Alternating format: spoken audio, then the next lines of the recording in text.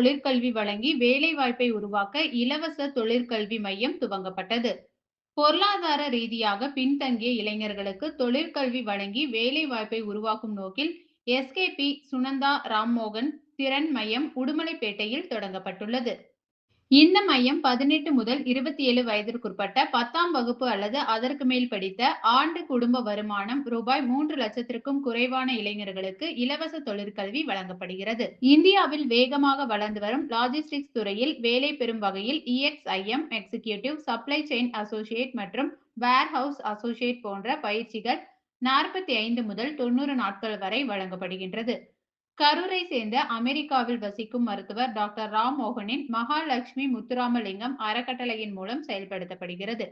ராஜேந்திர பிரசாத் பரிந்துரையின் பேரில் ஸ்ரீ கன்னிகா பரமேஸ்வரி கல்விக் கழக தலைவர் டாக்டர் மோகன் பிரசாத் மற்றும் அதன் உறுப்பினர்கள், அறங்காவலர்களின் ஆதரவுடன் இந்த மையம் தொடங்கப்பட்டுள்ளது என்பது குறிப்பிடத்தக்கது. வணக்கம், நான் டாக்டர் விஜி மோகன் Prasad, gastroenterologist, BGM hospital, Coimbatore. நான் உடுமலையில் ஸ்ரீ கன்னிகா பரமேஸ்வரி மேல்நிலைப் பள்ளியினுடைய தலைவர்.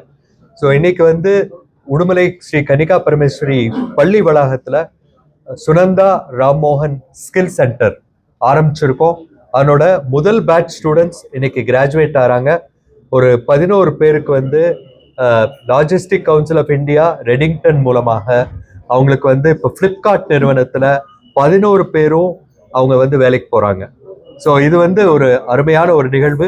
இந்தியாவில்